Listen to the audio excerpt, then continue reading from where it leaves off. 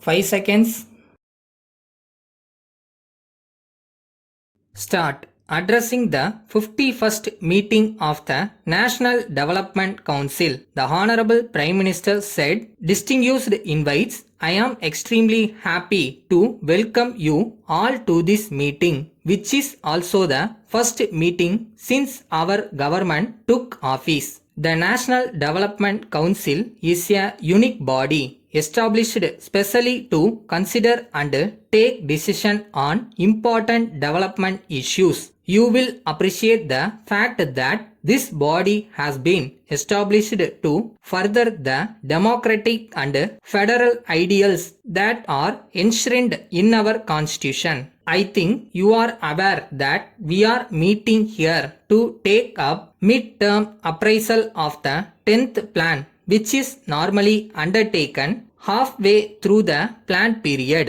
Now, the exercise has coincided with a change of government at the center following the general elections. Our government has ordered mid-term appraisal of important sectors like industry, commerce, agriculture, and rural development, taking into account the fact that these are very vital for the overall development of the country. I take this opportunity to request all the chief ministers gathered here to give their valuable suggestions on these sectors, especially in areas where your state governments are directly involved. Regarding the growth in the economy, I am pleased with the present rate of growth of about 7%. In connection with this, I would like to share with you my thoughts on some of the major points. I wish to impress upon you the key fact that it is not enough if only our stock markets perform well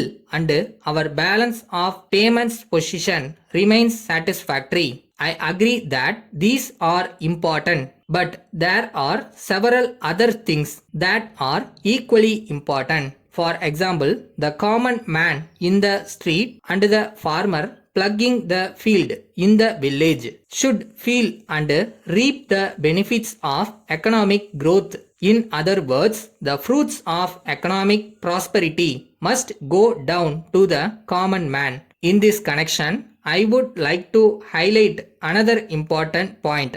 Apart from economic growth, there must be corresponding growth in the employment opportunities. I am happy to note that in the last 6 months, many new industries were established in a few states, especially in the automotive, cement, and steel sectors. I would like the chief ministers participating in this meeting to ensure that at least 30% of the workforce to be recruited in these new industries is from the local population. Only then the people living around the industries would all be benefited and this would result in improvement in their standard of living. A particularly disturbing aspect of our performance over the past several years is that agricultural growth is declining every year. It was mentioned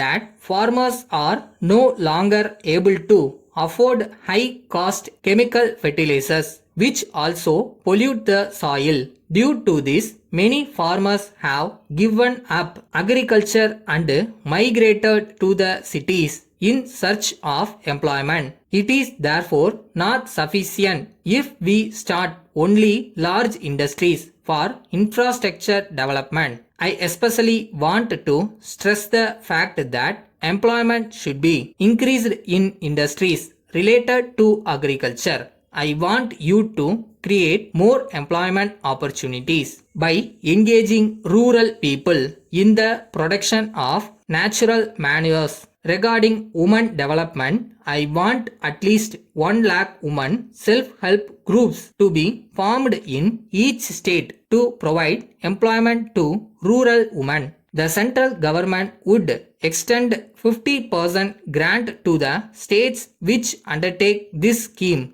I trust that this scheme will benefit women throughout the length and breadth of the country. With these words, I conclude my speech. Thank you. Letter dated the 15th September 2006 from Raju Associates, Egmore, Chennai to Mrs. Narayana Travels, Kanyakumari. Dear sirs, this has reference to the visit of our representative last week to your office to discuss about the chartering of a luxury tourist bus on permanent basis for our guest. Since our guests and visitors come from foreign countries in batches round this year, it has been decided that we have a luxury tourist bus with music and video facility on permanent basis for tours at reasonable rates, besides the fixed monthly payment to you as a renting fee. The actual expenses for petrol consumption, daily charges of drivers, attendants, etc.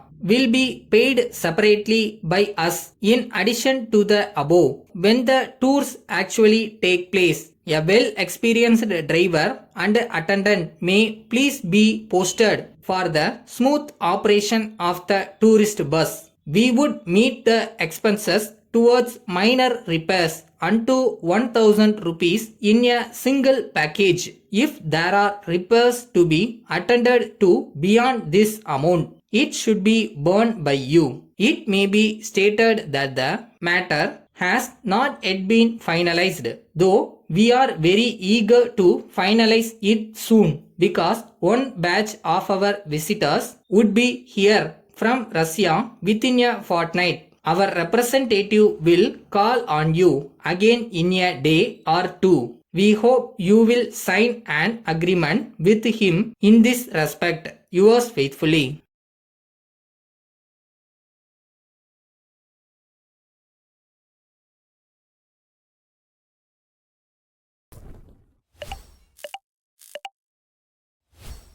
நம்பிக்கை இல்லாமல் இருக்காதீங்க. நீங்கள் நினச்சது உங்கள் கை வந்து சேரும். அது வரைக்கும் அதை நோக்கி போயிட்டே இருங்க. பயப்படவே பயப்படாதீங்க. எது வேணாலும் சந்திக்க முடியும், சாதிக்கவும் முடியும்.